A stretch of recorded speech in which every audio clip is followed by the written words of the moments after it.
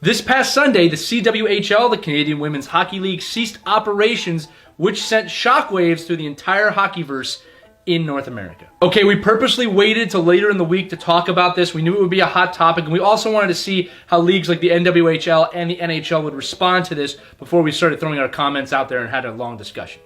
Okay, we've done a bit of research on this, and just some clarity, things you should know before we have the conversation, is that the CWHL is a non-profit organization that was out of Canada. They ceased operations, and the NWHL, the National Women's Hockey League, is now a North American-based business for profit. So largely different business models that will play into the part of this conversation. So essentially what this has done is that all eyes now are looking at the NWHL to see if they are going to absorb some of the CWHL teams and potentially expand the league. Which they've talked about taking in Montreal and Toronto, both being huge Canadian markets, and Montreal, of course, having Hillary Knight last season, who's one of the most recognizable names in women's if not hockey. the most. If not the. Yeah. NWHL Commissioner Danny Ryland has already made a statement about this, that they're going to do what's best for the women's game. And I'll tell you what, the hockey world has responded. This has gotten a lot of press, which actually we're really happy to see. It's not just been swept under the rug.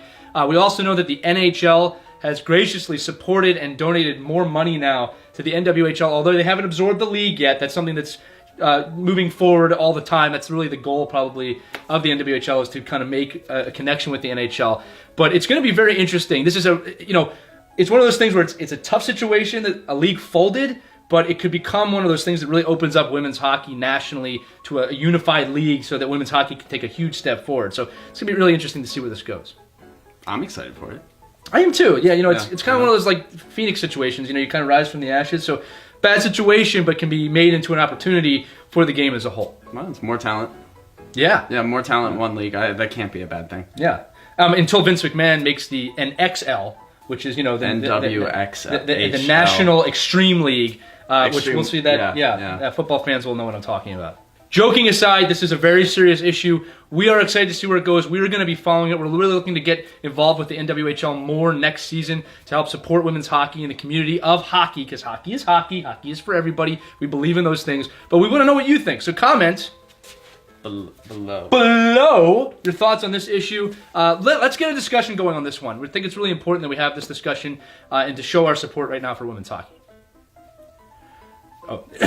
Bonus points, we're going to start this on the bottom. Tag every major brand that you can think of that might be able to support women's hockey next season. We're going to put a bunch in the comments. Just tag anybody you think that needs to know about this conversation, about this story, about women's hockey, about things that we care about. That's enough about. I'm Lee, about to get out of here. It's Travis. Yeah. This ain't going to make the video. I mean, it might, but probably shouldn't. But I think they could have a Starbucks sponsor them, so them and Duncan can go to war within the league. Ooh! That's coffee with me. I do. It's Starbucks. It's sponsor women's hockey. Starbucks sponsor women's hockey. It's progressive. That's another company. That'd be cool too.